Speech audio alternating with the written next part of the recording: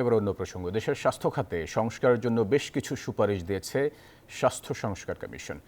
সোমবার বেলা 11টায় প্রধান উপদেষ্টা অধ্যাপক ডক্টর মোহাম্মদ ইউনূসের কাছে স্বাস্থ্য খাত সংস্কার কমিশনের চূড়ান্ত প্রতিবেদন তুলে দেন কমিশনের চেয়ারম্যান অধ্যাপক ডক্টর A.K.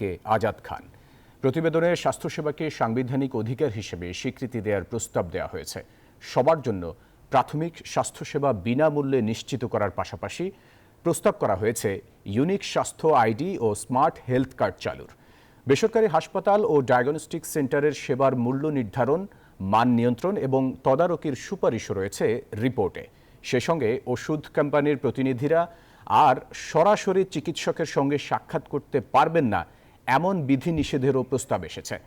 প্রতিটি বিভাগে আন্তর্জাতিক মানের একটি করে আঞ্চলিক রেফারেল হাসপাতাল গড়ে তোলার পাশাপাশি মানহীন হাসপাতাল ও মেডিকেল কলেজগুলো বন্ধের সুপারিশ করেছে কমিশন।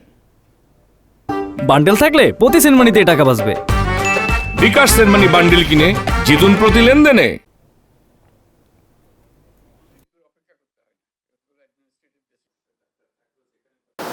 আমাদের রিকমেন্ডেশন যে এই টিচিং ইনস্টিটিউটে ফুল টাইম লোক হবে, এটা একটা কি বলে ওয়াটার শেড, কারণ তাহলে আমরা যত কিছুই বলি না কেন রিসার্চ হবে, রিসার্চ করতে সময় লাগে, ফেসিলিটিস খাই লাগে, সময় লাগে, তাই না?